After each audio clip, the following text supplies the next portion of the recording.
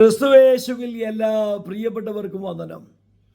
ഇന്നത്തെ അനുദിന വന്നയിൽ 1 രാജാക്കന്മാരുടെ പുസ്തകം 17-ാം അധ്യായത്തിന് 4-ാമത്തെ തിരുവചനത്തെ ആധാരമാക്കി കർത്താവ് നമ്മോട് ഇടപെടുക.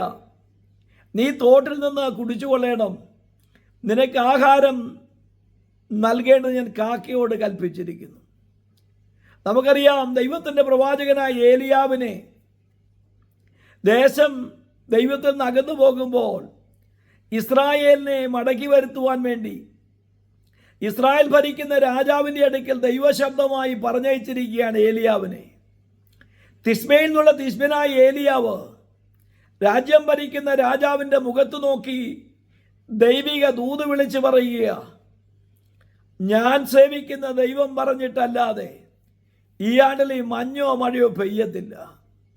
ദൈവശബ്ദത്തിന് വേണ്ടി വില കൊടുക്കുന്നവരും ദൈവശബ്ദം കേട്ട് അതനുസരിക്കുന്നവരെയും കർത്താവ് തിരയുമ്പോൾ, പ്രിയപ്പെട്ട ദൈവത്തിൻ്റെ പൈതലേ, ദൈവശബ്ദത്തിന് വേണ്ടി നീ നിന്റെ അധരത്തെ കൊടുത്താൽ, കാതുകളെ കൊടുത്താൽ, ദൈവശബ്ദത്തിനനുസരിച്ച് ചുവടുവെക്കാൻ തയ്യാറായാൽ, നിന്നെ പുലർത്തുവാൻ ദൈവത്തിൻ്റെ പക്കൽ നിരവധി വഴികളുണ്ട് എന്ന് തിരുവചനം നമ്മെ വ്യക്തമാക്കുക. ഇവിടെ ഏലിയാവിന് വേണ്ടി രാജാവിൻ്റെ പക്കൽ നിന്നൊന്നും കിട്ടാനില്ല. ദേശത്താകെ ക്ഷാമം കൊടുമ്പിരിക്കൊള്ളാൻ പോകുന്നു. ഈ സമയത്ത് തൻ്റെ ഭക്തനെ, തൻ്റെ ആജ്ഞ അനുസരിച്ച ഭക്തനെ കൈവിടാതെ അവനെ സുരക്ഷിതമായി സംരക്ഷിപ്പാൻ, പരിപാലിപ്പാൻ ദൈവത്തിൻ്റെ വഴി, അതേ കെരൂത്തിലെ വെള്ളവും കാക്കയുടെ കയ്യിൽ വരുന്ന അപ്പവും.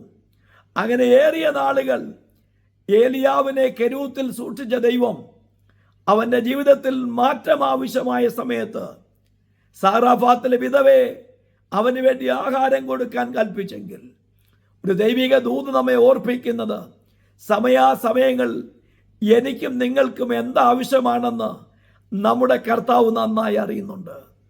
അവൻ്റെ ശബ്ദം കേട്ട് അവൻ്റെ ആജ്ഞ അനുസരിക്കുവാൻ തയ്യാറായാൽ ദൈവം നിനക്ക് വേണ്ടി, എനിക്ക് വേണ്ടി കരുതുവാൻ അവൻ്റെ അനവധി വഴികളെന്ന് ഓർപ്പിക്കുക. ദൈവശബ്ദം കേട്ടിറങ്ങിയ കർത്താവിനെ അനുഗമിച്ച പത്രോസിന് വേണ്ടി കരം കൊടുക്കുവാൻ കർത്താവ് വഴി തുറന്നു കൊടുക്കുന്നത് സമുദ്രത്തിൻ്റെ അഗാധയിൽ സഞ്ചരിക്കുന്ന മത്സ്യത്തിൻ്റെ വയറ്റിൽ ഒളിപ്പിച്ചു വെച്ച ആ ചതുർദ്രഹ്മപ്പണമാണെങ്കിൽ, പ്രിയപ്പെട്ട ദൈവത്തിൻ്റെ പൈതലേ, ദൈവത്തിൽ ആശ്രയിക്കുന്നവർക്ക് ഒരു നന്മയ്ക്കും കുറവില്ല എന്ന് ദൈവത്തിൻ്റെ അതിനെ ഓർപ്പിക്കുമ്പോൾ, ജീവിതത്തിൻ്റെ ആപൽഘട്ടങ്ങളിൽ, ആവശ്യത്തിൻ്റെ നാളുകളിൽ മറ്റാരും സഹായിക്കാനില്ലാതിരിക്കെ മറ്റാരുടെയും സഹായം തേടാതെ വണ്ണം ദൈവഭക്തനെ കരുതുവാൻ, സംരക്ഷിപ്പാൻ ദൈവത്തിൻ്റെ ബലമുള്ള കരത്തിൻ്റെ ശക്തി വെളിപ്പെടുന്നെങ്കിൽ ആ ദൈവത്തിൽ നമുക്ക് ആശ്രയിക്കാം. ആ ദൈവ തിരുമുഖത്തേക്ക് നോക്കി യാത്ര തുടരാം. അവങ്കലേക്ക് നോക്കിയോ പ്രകാശിതരായെങ്കിൽ ഞാനും നിങ്ങളും അവൻ്റെ മുഖത്തെ നോക്കി പ്രകാശഭരിതരായി മുന്നേറുവാൻ, വെളിച്ചത്തിലേക്ക് നടക്കുന്നവരായി മാറുവാൻ, ജീവന്റെ വഴിയിൽ നടക്കുന്നവരായി മാറുവാൻ ഉത്സാഹിക്കാം. ലോകത്തിലെ സകലതും മായ മായ മായ, എന്നാൽ ദൈവ ഇഷ്ടം ചെയ്യുന്നവൻ എന്നേക്കും നിലനിൽക്കും.